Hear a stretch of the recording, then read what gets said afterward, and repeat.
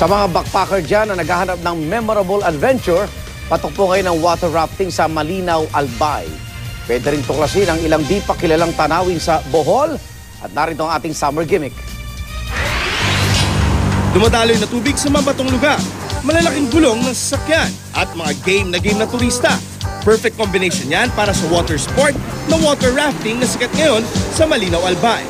Bago sumabak sa makapigil hiningang adventure, kailangan muna dumaan ang mga turista sa isang safety briefing. Matapos niyan, nagpadausdos na sila sa malakas na agos ng tubig. Swak ang sport na ito sa mga adrenaline junkies dahil talagang mapapahiyaw ka sa kakaibang sport na ito. Magandang paraan din daw ito para ma-appreciate ang ganda ng kalikasan.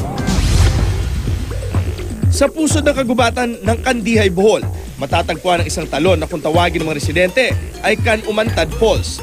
Malakristal sa linaw ang tubig na dumadaloy rito na siya na ring pinakamataas na talon sa buong lalawigan. Tamang-tama sa gustong magtampisaw o kaya naman ay mag-selfie. At hindi lang pala sa Banawe may hagdan-hagdang pala yan.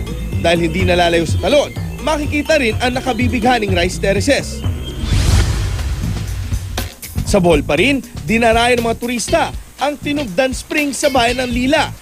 Walang pagsidlan ng kaligayahan ang mga batang lumalangoy sa malamig at malinis nitong tubig. Bayayang may tuturing ng mga Boholano ang magagandang tanawing ipinagkaloob sa kanila.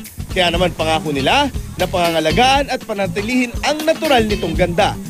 Para sa unang balita, Jay Sabale reporting.